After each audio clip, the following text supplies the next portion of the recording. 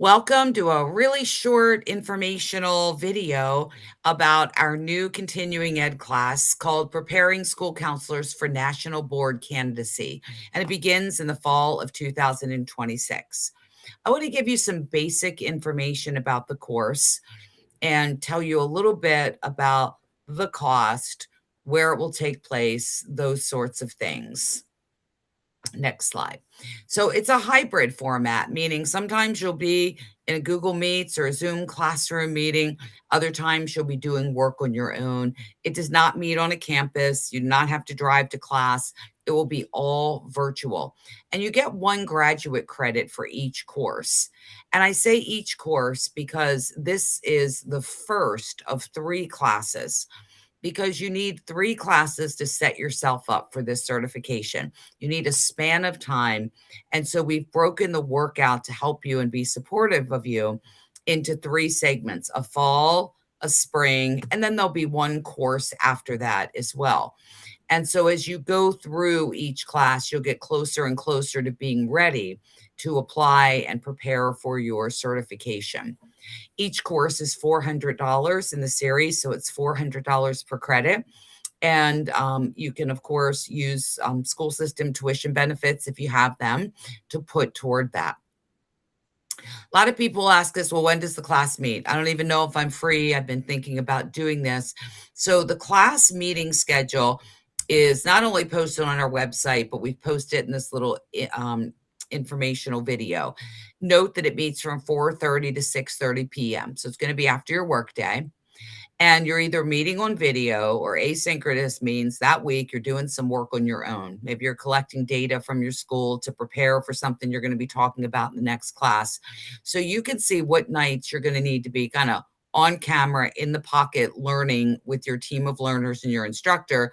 And you can see which weeks you get to work on your own. And of course, on those asynchronous work on your own weeks, you can work any night or nights of the week that you want. You're not necessarily limited to do it on a particular evening. You just want to do it during that week. So I'd like to introduce to you Holly Kleiderline. We go way back as colleagues, school counselors together, one of the most respected elementary counselors in Anne Arundel County Public Schools. And it's no accident why we asked if she would teach this series. And so I'm going to ask her to do what counselors don't do that well, brag a little bit about herself, who she is, and how she landed here to be teaching this class. Holly? Thank you, Gail. That was a very generous introduction. I am Holly Kleiderline, and I am passionate about this national board process. And I've been an advocate ever since I first achieved. I was the first counselor in Maryland to become a national board certified teacher in school counseling. And it took me 2 years. That was back in the day where you had to do it in 1 year. And it took me 2 years because there was nobody that was already certified in my cert area. And I had questions that were specific to school counseling, and I didn't have a person I could go to. I ended up contacting other counselors in other states to be able to get their help on understanding what the questions were asking me to do or to write about. And so once I achieved in 2006, I said, this is something that I need to be able to help other people through the process. So I actively recruited people for the process. I was able to support a whole bunch of school counselors over the years, and I've been a supporter, we're called PLFs, a professional learning facilitator, over 15 years, and been able to help a lot of school counselors in Anne Arundel County to achieve. But I wanted to be able to expand that opportunity to other counselors.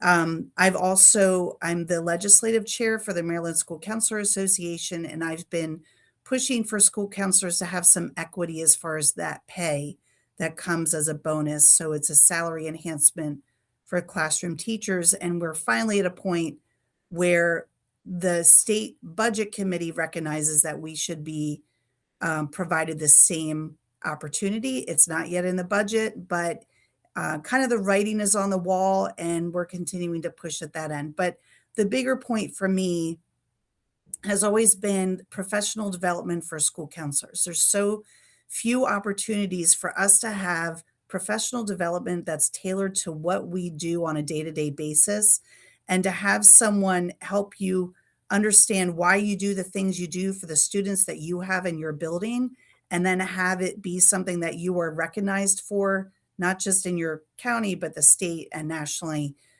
I just feel it not only benefits us and improves our practice as professional school counselors, the biggest winners are students. And the I love students deserve to have school counselors who are very thoughtful and innovative and careful in how they implement the services that they do. And Holly, we're just coming off the Preakness, and I put a horse Yeah, up why here. is there a horse And so I there? want you to tell them why I put a horse on your Meets Holly slide. Yeah, well, I've always been a horse fan. I was one of those little girls that read the Black Stallion and then loved horses ever since. But I am actually a racehorse owner, so I have small percentages of racehorses. And my passion outside of school counseling is to go to the races. And I was at Preakness this past year. I had to go because it was the only year it's at Laurel. So if I'm not at school, I'm usually trying to get people over to join me at the track. I love that. And I might go to Laurel to the track this weekend, even though I lost $5 on my horse for the Preakness, but that's okay. No, I mean, we all have lives outside of school counseling, but you're such a champion for students. And I agree with you. This is a deeply personal professional development experience that's tailored to you, where you really do some soul searching and digging into what you do and why you do it. Before you talk about the why and the purpose, can we just let folks know, can I do this if I'm a new counselor? Do I have to wait till I've been doing it 5 years? What are the rules on that? So you have to have 3 years of successful school counseling experience in order to be to successfully apply to be a candidate. So what I would say, it makes sense that this really would be for someone who already has 1 year under their belt. 1 year. Okay. So you need to have the 1 year. And for those of you, if you've made it through your first year, which is a struggle, you might want another year, right? Because that second year, you start to realize, oh, that's right, this worked and this didn't. There's a lot of things that you're working on in your second year that if you decide that this is something that you want down the road, if you have like that 5-year plan of where you want to be, it makes sense. But it is a steep learning curve. And there's a lot of work even for experienced school counselors. Yeah. No, I appreciate that. So what I'm hearing is you need at least 1 year under your belt before you jump in the class. Yeah. And for some people, they want to, others not. It's really personal depending on how you're feeling. But you need at least that 1 year experience before you dive in, because this course is one of three, and it's really setting you up over the course of about a year and a half. So when you go to apply, you're not overwhelmed. Where do you start? And you leave with a booklet and some templates, and you've had dialogue and mentoring and coaching. Like, you feel like you know what you're doing, not like you did it where you're out on a limb going, what do they Yes. even want? And I think that's so, we just don't have enough opportunities for that kind of coaching and mentoring. So the class is going to be great. And we're going to limit the size so that you can do that. We will not take more than 12, and I might even take a smidge under that, because I want you to be able to coach and mentor. So talk about the why and the purpose, right? Why do I even care about getting this if I'm a school counselor? Right. And if someone says for the money, they're going to want to rethink that Yeah. because yes, the money is a really nice byproduct, and it makes a big difference because this isn't just a stipend; it's actually a salary enhancement. So it affects your retirement and things like that. And if you're at the beginning of your career, you might not be thinking about that, but it is something that you'll appreciate later on. But the biggest thing for me is it was a way for me to advocate for implementation of like a Ask a National Model type program. I was at a position in my profession where I was being asked not to go into classrooms. I was not able to pull groups of students. And so the national board process was something that was highly prized. And once I learned that school counselors were eligible, and I realized that in order to become an NBCT, you have to not only pull a group, you have to pull multiple groups, you have to be teaching lessons, you have to videotape yourself doing that and have analysis and data and all these things that I said, that's exactly what I want my program to be. So in order to become an NBCT, I need to be allowed to do those things. So that was really the impetus for me. For a lot of people, what they'll tell me is, they have their masters, they've done other certifications, and they feel like there's something they haven't been challenged, or they feel like they're just been kind of doing the same thing. Or when they go to a professional development, it's geared towards classroom teachers, or it doesn't really, they don't feel like it has the impact of having a professional development, bringing it back to their school and actually implementing something and making sure that it's effective. So this process allows you to be, you really examine what you're doing, why you're doing it, and whether or not it has an impact. And then you're able to show that it does. Like you have the evidence to be able to show that it does. Yeah. And the biggest part, like what I'm excited about this class, is to actually have a cohort of people where they're gathered together and discussing what they do. I mean, how often are you able to have counselors talking about what is their theoretical basis? What is their data analysis? What does their school need beyond test scores and things like that? What do they know that their students need, and how do they provide like a tier 2 or tier 3 interventions for those students? And we don't really get a chance to do that. And that's why I'm really excited for students to be able to do that. And don't be afraid of what Holly said. The point is, you may not be doing those things because it's hard to do out in the field. And we know that. We've been out there. Yeah. But this might just serve as the impetus to help you get there if you're finding yourself frustrated that you're not able to do much of a school counseling program. And that's why you went in the field. I love it as an advocacy tool. And I just want to say it is the highest voluntary credential that you can get in the profession of education. And so it carries some weight. And that feels good because you've worked hard to get where you are, and you work a lot on behalf of kids. And to the money, I agree. We didn't go into education for money, but boy, it is nice to get, several thousand more a year. Over time, that adds up. And you're right, because I'm retired from a school system that funnels into what your retirement check is going to look like. And so it is nice to be compensated because this is a rigorous process. It's nothing to sneeze at, or you wouldn't need 3 classes and a mentor and a coach. So to be transparent, it is an in-depth process, but the idea here is we don't have to be scared of it. We can have support. We can have a network of people. We can have a coach or mentor that'll answer our questions. We don't have to go in blind. And I think that's the key from there. So you want to do this one, or did I miss anything? I do. I just, the course workload, because you are working full time, you might be cooking dinner occasionally. Maybe you have children or a partner or a house and life. And what is the workload, Holly, if I take your class? So what my goal is, because now that in Anne Arundel County, they are getting the additional salary, I've had a cohort of school counselors, which has been great, except that they're trying to understand the question as they're trying to do the work to answer the question. Mm-hmm.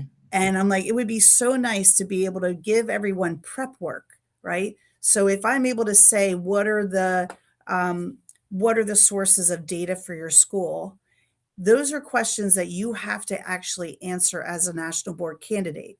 So if I can get you to understand how to answer that question, and you are providing that information, like what is the context of your counseling practice? What's the makeup of your school? Is it comprehensive public school? Is it a charter school? Anything like that? You can already be answering those questions and fill out some of the forms. Like the forms are not secret. They're available to anybody. Mm-hmm. You could start filling out some of those forms and already have some of the work done. Yeah.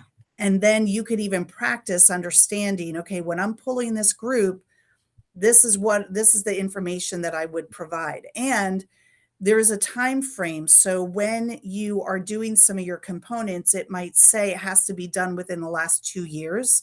So you could use the work that you're doing during the class. And if you have evidence of the impact or your professional development or whatever, you're collecting that data so that then when you get to answer those questions, it's already done.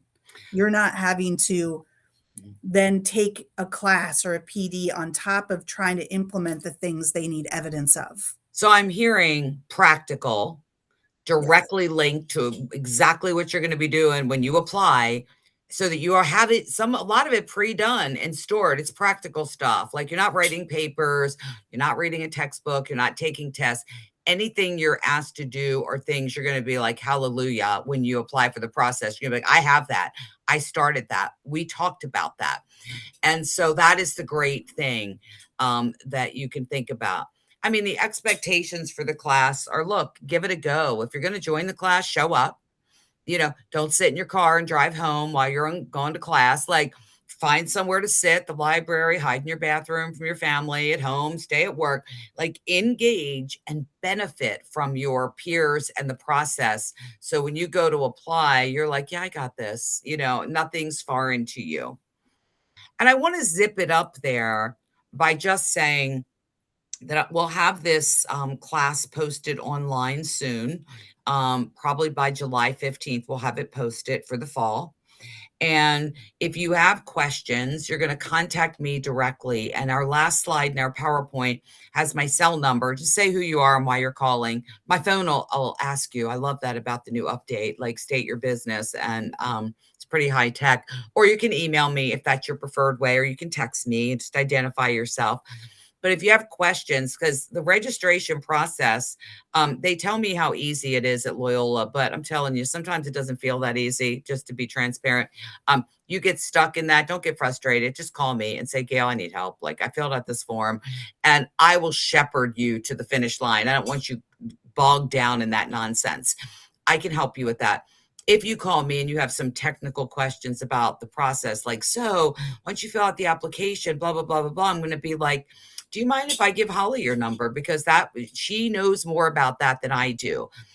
She's the expert, and we will communicate with you, because what we really want in our first cohort is a group of people that have been thinking about this, but they've been afraid or hesitant, but they're kind of excited to have like a group and a mentor. And they're like, yeah, this is it. This is what I need to get it done. Those are the 10 to 12 people we'd really like to have in the class. So I'm going to leave it at that. And I hope that Holly sees you in class. I hope I hear from you through email to say, guess what I just registered for, and I'm excited. And again, don't hesitate to reach out if you have any questions along the way.